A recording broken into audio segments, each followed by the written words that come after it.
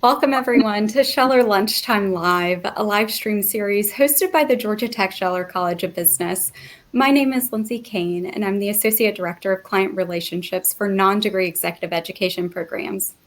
On select Fridays at 12 p.m. Eastern, you'll have the chance to hear from Scheller faculty, student, and alumni speakers as they discuss relevant topics for the tech-driven digital age. At Scheller, we're proud to offer undergraduate, MBA, and PhD programs, along with open enrollment and custom executive education programs. It's my pleasure to introduce Frank T. Rothaermel, a professor of strategy and innovation. He holds the Russell and Nancy McDonough Chair in the Scheller College of Business and is an Alfred P. Sloan Industry Studies Fellow. Bloomberg Businessweek named Frank one of Georgia Tech's prominent faculty, while Poets and Quants selected Frank as one of the favorite business school professors teaching MBAs. The Kauffman Foundation views Frank as one of the world's 75 thought leaders in entrepreneurship and innovation. Based on having published papers in the top 1% of citations, Thomson Reuters identified Frank as one of the world's most influential scientific minds. Frank is also the author of a leading textbook, Strategic Management. The fifth edition, published in 2020, has been translated into Greek, Korean, Mandarin, and Spanish. Frank has authored over 50 case studies distributed by Harvard Business Publishing. 19 of his case studies are most popular, indicating bestseller status among the cases distributed by HBP, including his Tesla case. Today, Frank will discuss Tesla and the transformation of the automotive industry. Few took notice when a fledgling electric vehicle startup with a brash Elon Musk as CEO went public in the summer of 2010 at a valuation of $2.24 billion. Fast forward to early 2021, and Tesla is valued at some $800 billion, which marks an appreciation of roughly 18,000%. Although Tesla made only 500,000 vehicles in 2020, it's more valuable than the legacy car makers such as Toyota, Volkswagen, GM, and Ford combined, producing over 25 million cars in the same year.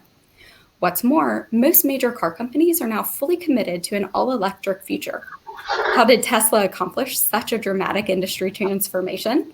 How will it play out? How long will it take?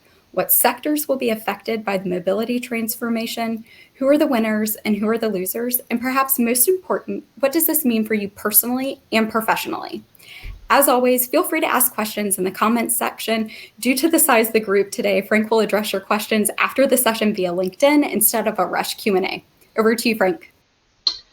Thank you so much, Lindsay, for the kind and very generous introduction. And thank you, Maria, Laurie, and Paul for setting up the Scheller Lunch Talk series and allowing me to participate. A warm welcome to all of you, my friends, colleagues, students, and alumni. Time is the greatest gift of all, so thank you for joining us today.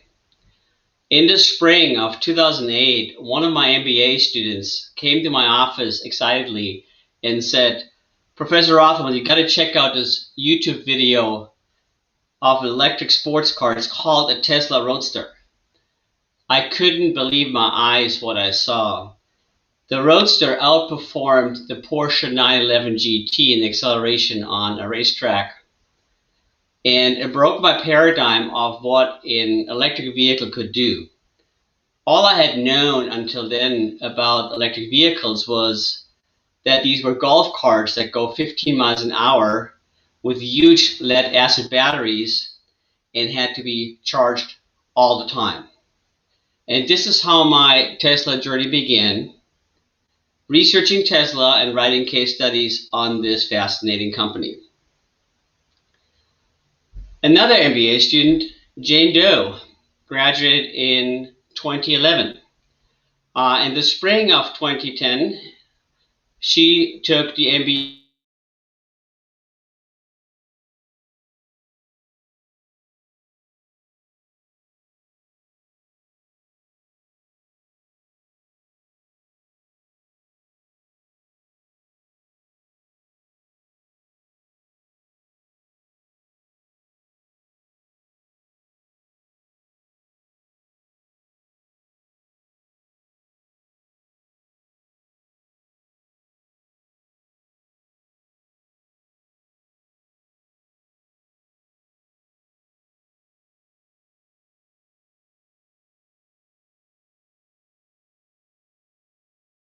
Musk had no choice at this point to keep the company afloat. Jane sells her Tesla stock in January 2021. Her appreciation is, or she went away with $10,000 turned into $1.8 million. Not too bad. How can this be? How can this be? So Tesla is a car company, it's a tech company, it's a clean tech energy company, and it's a platform business. So I will speak about each one of those and indicate how it will transform several industries. First of all, let's look at Tesla as a car company. So if you look at the time on the x-axis and the market capitalization on the y-axis, you can see it was founded in 2003. Musk joins in 2004. He says at this time it was just a business plan. He puts in $50 million of his own money, takes over the engineering. They finished the Roadster in 2008, the IPO in 2010, the Roadster as a prototype. Their first mass-produced car, the Model S, launches in 2012.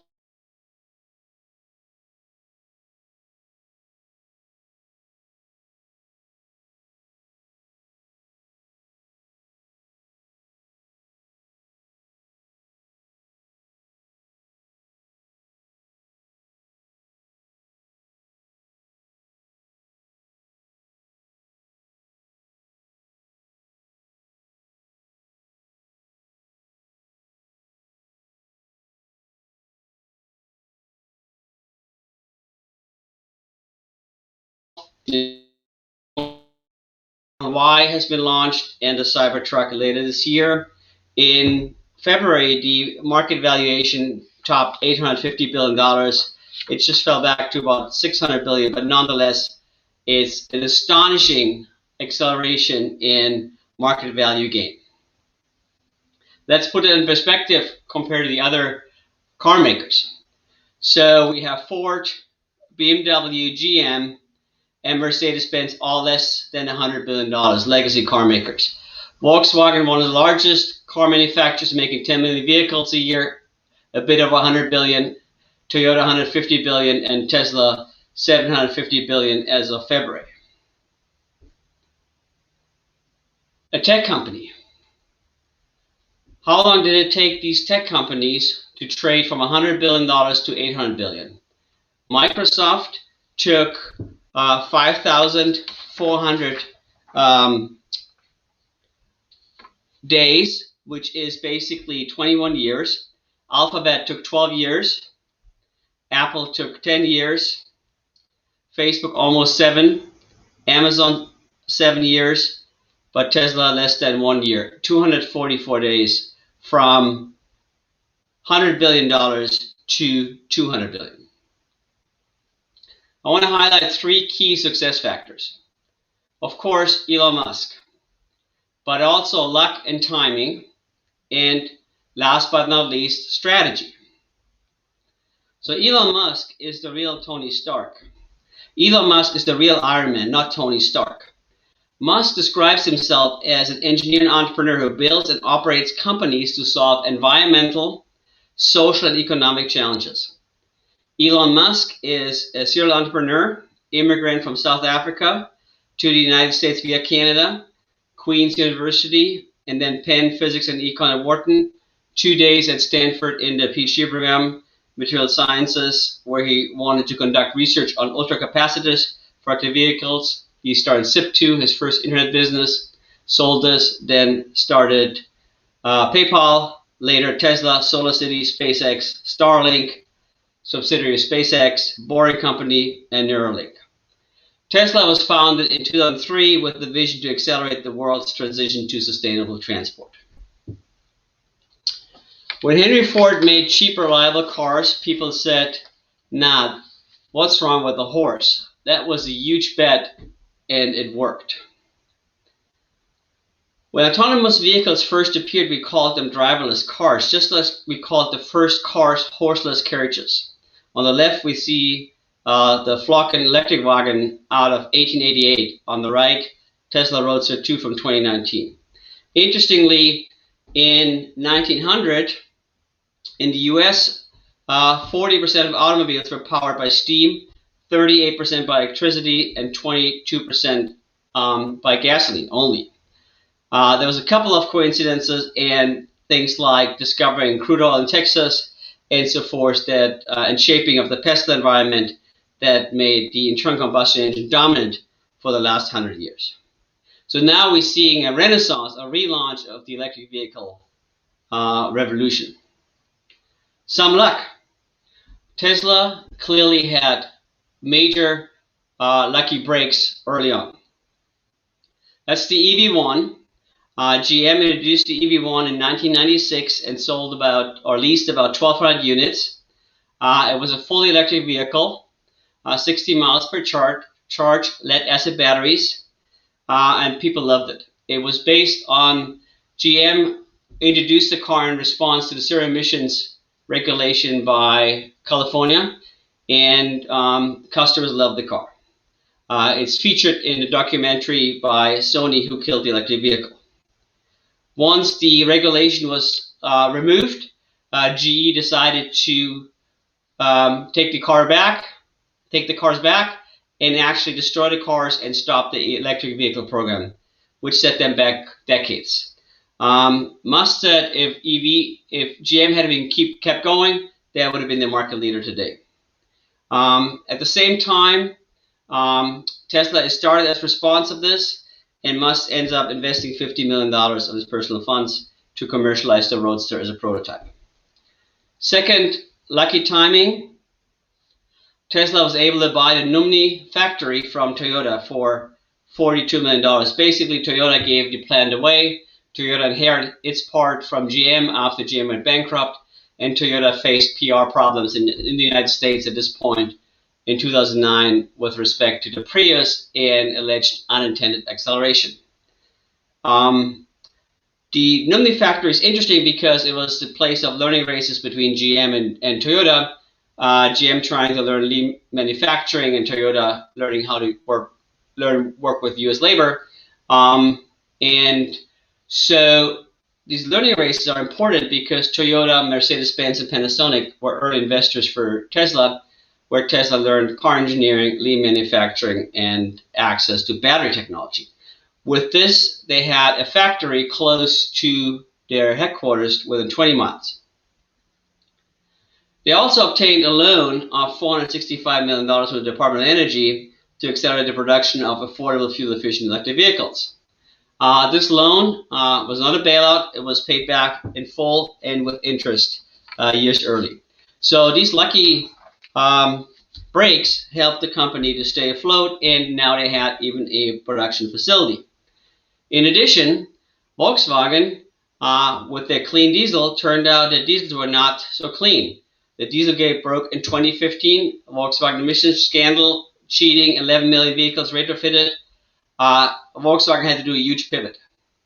Germany's strategic industrial policy is to be leader in sustainable energy, so-called Energiewende, turnaround in energy procurement, phasing out all nuclear power, and increase investments in renewables after Fukushima accident in 2011. So Volkswagen had to make a huge pivot, and they decided to make that pivot toward electrification and autonomy, investing north of $30 billion to make that happen. So a couple of lucky events helped Tesla early on to continue. What about strategy? Strategy is about gaining and sustaining competitive advantage. Okay, it's about achieving a better result out of a given situation than the starting position would suggest. Okay, answers the question of how to deal with competition. A good strategy answers the question of how to deal with a competitive challenge.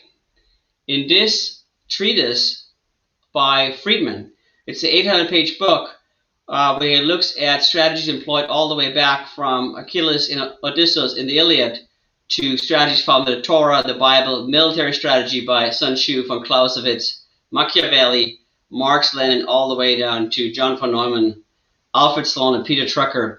Basically, the core thesis of this book is that a good strategy achieves a better result out of a given situation than the starting positions would suggest. which fits nicely for the success we've seen with Tesla. A good strategy, diagnose competitive challenge, guiding policy, and clean or strong execution. And it addresses the question of how to deal with strategy. So what does that mean? David had a strategy. Great story in the Torah in the Old Testament. David slew the giant, not despite his size and unorthodox choice of weapon, but because of it. The agility and speed David combined with innovative and deadly choice of technology allowed the novice to slay the lumbering giant. The David versus Goliath matchup is not different from what we see in the new entrants such as Tesla facing incumbents such as GM. So, Musk posted Tesla's secret strategy in 2006. It's a clean strategic plan, long-term commitments, billion-dollar commitments, and he executed it. So the first was to build a sports car as a prototype to show the viability of electric vehicles. That's the Roadster. Okay, so they're using a top-down disruptive innovation strategy. Basically, they're following the technology trajectory, this all line used by disruptive innovator Tesla to innovate market segments from the top down. It is not the classical low-end disruption in the sense of Christensen, but rather the high-end disruption starting with the Roadster as a prototype. And why? Because it's easier to make a prototype, a few thousand units, 2,400 in that case, because Tesla was in no way in a position to create large-scale car production. Highly capital-intensive, very risky. So the Roadster changed people's paradigms. Then they moved to the next step to use that money to build a more affordable car, which was the Model S, right? And the Model S is albeit still not a super affordable car. It brings Tesla further down in the luxury sedan segment. Segment 4 is the high-end, segment 1, the low end of the market, okay? So here you can see that scale and capacity is critical. Economies of scale denote decreases in cost per unit as output increases. Economies of scale highlight in this learning curve real production data from Tesla. It's about an 80% learning curve. So each time Tesla's production runs are doubled, cost drops by 20%. Musk says it's easy to design a prototype. It's 10,000 times harder to scale it up for mass productions, and it's excruciating to be cash flow positive. There's hundreds of car startups that have failed. In the last century, only Ford and Tesla are the only ones that haven't gone bankrupt. Then the Model X was late, kind of technology hubris, the Falcon wing doors, and so forth, right? So it moves them, keeps them in the higher segment, but it's trying to move down to lower cost segments. The really game changers were the affordable cars, the Model 3 and the Model Y, which allowed them to really go into the mass market, right? So innovation strategy moving from the top end to the low end as they're scaling up production, okay? So Tesla was founded with the vision to accelerate the world to sustainable transport, and the only way for them to enter because there were two discontinuities simultaneously happening: electrification and autonomy. And of course, Tesla also had an innovative business model, direct to consumer, social networking, no haggle, zero marketing, and so on and so on. However, the most important part here is that two discontinuities, electrification and autonomy, allowed Tesla to circumvent the entry barriers. Why should it matter? Because if you look at the legacy car makers, the largest one, Toyota and Volkswagen, about 10 million vehicles a year, Ford about 7, GM about 7 million, and then the second group, Ford, Mercedes, and BMW. I left out Stellantis, the Peugeot, Chrysler merger, as this is still harder to assess, but you can see even BMW over 2 million vehicles, and then finally Tesla with 500,000 vehicles, right? So looking at the market cap per vehicle sold, you basically see a flip of this, okay? You see Tesla, $1.5 million per vehicle sold in market cap, while the others barely registered. Why is this? Because the market expects future growth for this company to be terrific and values the company accordingly. So here, let's take a look at the vehicle deliveries a bit for Tesla. So we're now up to 500,000 vehicles a year, which is not much. We've just seen this. But I'd like to look at some historic growth rates. And in the next slide, I'm adjusting the y-axis, okay, to project the future based on historic growth rates. If we look and apply what Tesla has grown in the past and the demand they're having right now, it could follow like this curve, where Tesla will be making 8 million cars in 2027 to 12 million cars in 2028. And this is a conservative estimate. There's estimates that are seen much larger. This is based on historic growth data. Okay, so Tesla, if this continues, then Tesla will be the largest car manufacturer by the end of this decade. How did the legacy car makers respond? Well, I like to talk about strategy 1.0 versus strategy 2.0. Strategy 1.0 is passive and reactive. This is the preferred mode of operation of incumbents. That's the Goliath, the lumbering giant, passive and reactive to things that change in the environment.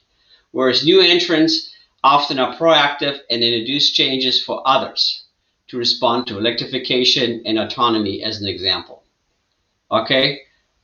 Everyone has a strategy until they get punched in the face, right? Mike Tyson. So the big car makers get punched in the face. What do? Well, what we see if we look at time on the horizontal and rate of technology change on the vertical, we can see that the gasoline-powered engine paradigm is playing out for a number of reasons, right? There's only so much efficiency we can get out of technology, but climate change concerns are really at the forefront now, that we need to change to zero-emission vehicles. So basically, this paradigm ran for 100 years, and then we had a period of ferment where there was discussion what could be replacing gasoline internal combustion engine, ICE engines, and it appears that electrification is the dominant next paradigm, which Tesla helped to bring about. So it's clearly a push to change the standard, and that's one reason why Tesla and Musk open up some of their patents to be used by others to help change in the industry standard from combustion engines to electrification. What does that mean for individual car makers, right?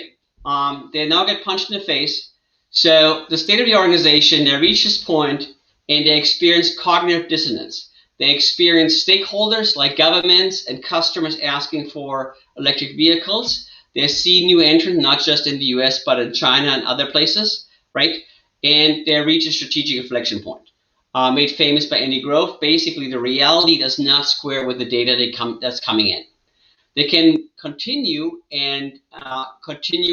on the path they're on and be bankrupted again into self-reinforcing failure, or they can pivot in self-reinforcing success as they experience this cognitive dissonance gap that's happening right now. And this explains why many of the legacy car makers are now pivoting fully to electrification and autonomy.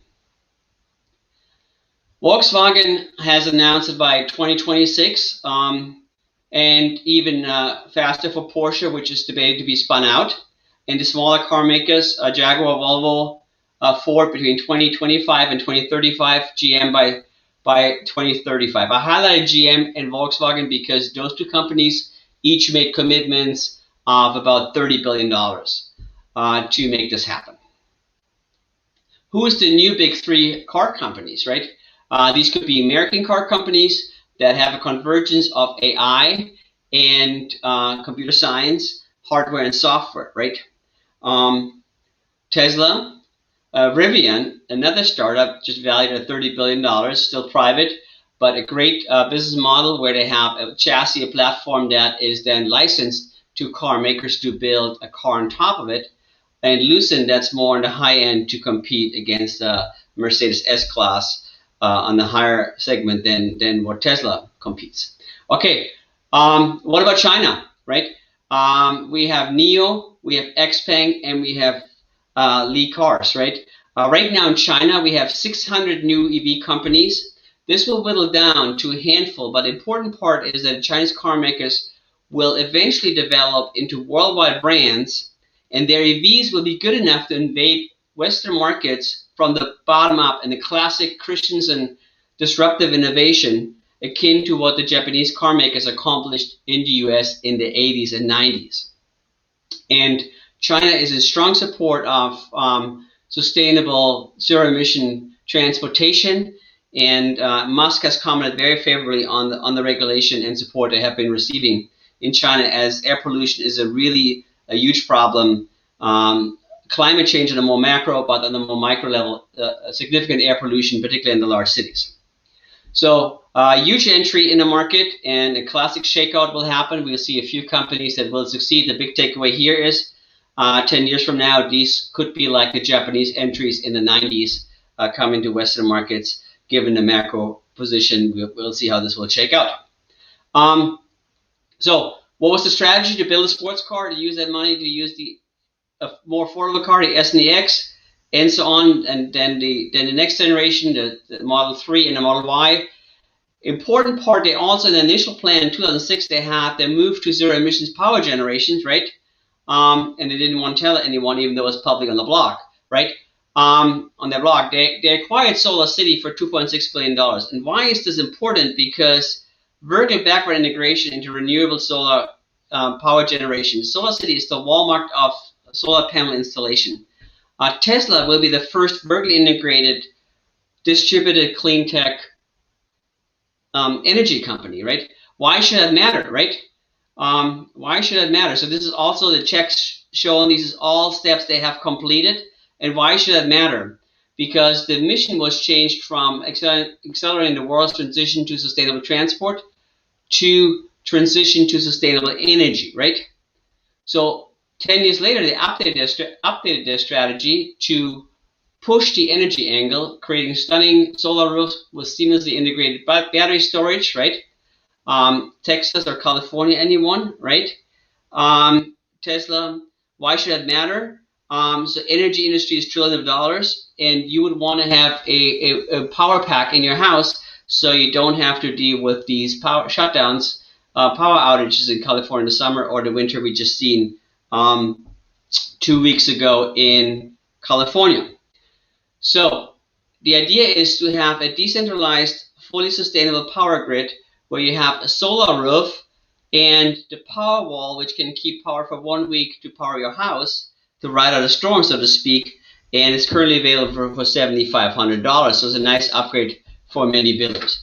Let me speed this up and make a few more comments. I know our time is short, but the point here is it's not just a car company, it's also a fully integrated, renewable, decentralized energy company from generation to distributed mobility.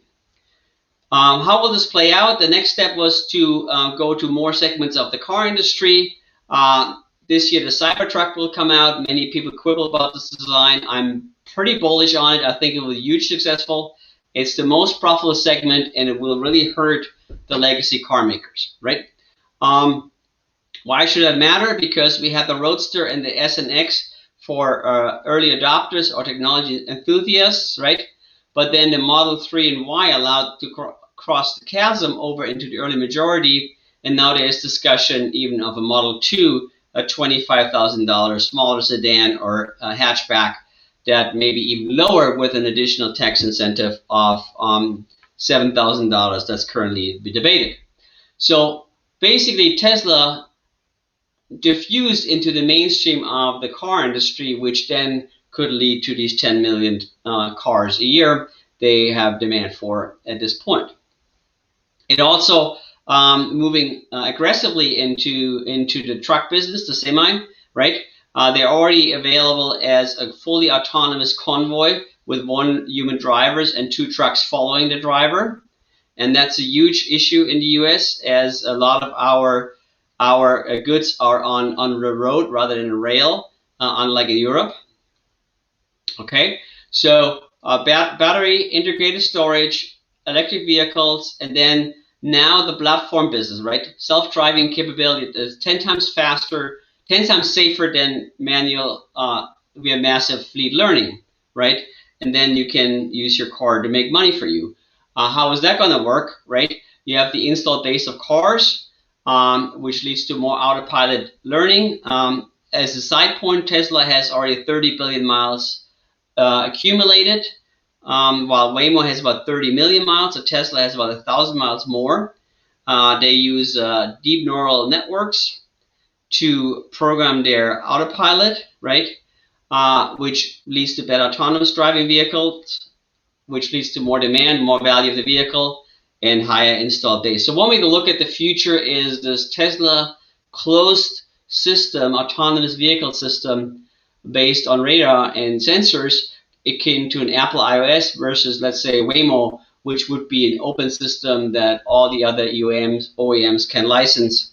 GM for its part has just acquired Cruise. So we see another standard battle play out in the operating system behind autonomous driving, right? Let's wrap this up. So we go in through these steps, and how will your car make money for you, right? He has kind of proposed an Uber type ride-sharing app for Teslas, right? And ran through some numbers where it turns out that most of the times we don't use our cars, 98% of the time. So there is some idea this car can make money for you while you're in your office working. Okay, let me wrap this up here. So Tesla likes to have a mobility system with vehicle connectivity, autonomous driving, and shared mobility. A complete ecosystem which allows it to operate as a platform business. Okay, so check marks on all these types of strategies they went through. Okay, critical place going forward. Macro industry level, transition to EVs, new standard. China, US, Europe will play huge roles, how this will play out, regulatory environment. Competition with other car makers to change the standard. And I mentioned the huge commitments that some of the legacy car makers made. We have new entrants to reckon with, right? We also have an autonomy standards battle, Tesla closed system, Waymo is an open system. Think of Apple iOS versus Android, right? And will Tesla be able to sustain its tech lead and thus competitive advantage is still an open question. So Tesla and the transformation of the automotive industry should be more appropriately titled many industries. So my thesis in conclusion is Tesla is a decentralized clean tech energy company and mobility company that will transform several industries, not just the automotive industry, which is $80 billion a year, but also mobility and the energy industry, which is about 20 times larger, $1.6 trillion per year. When this goes upside down, this will be huge value creation and industry change introduced in the current structure. So Tesla and the transformation of many industries. Stay tuned. Thank you for your time. Lindsay, back over to you. Thanks so much, Frank. So there's some really great questions and comments coming in. So as a quick reminder to our audience, Frank will address your questions via LinkedIn, so keep an eye out there. Our next Scheller Lunchtime Live session is Friday, March 12th at 12 p.m. Eastern. The topic is how to build consumer brand relationships in the age of digital revolution, featuring Professor Tim Halloran. Tim will discuss the importance of enhancing the brand consumer relationship and how new technology tools have changed the dynamics of how consumers engage. You can register for this event and learn more about future Scheller Lunchtime Live sessions by following the Georgia Tech Scheller College of Business on LinkedIn. A recording of this session and future sessions will be available on our LinkedIn and YouTube pages as well. Thank you so much for joining.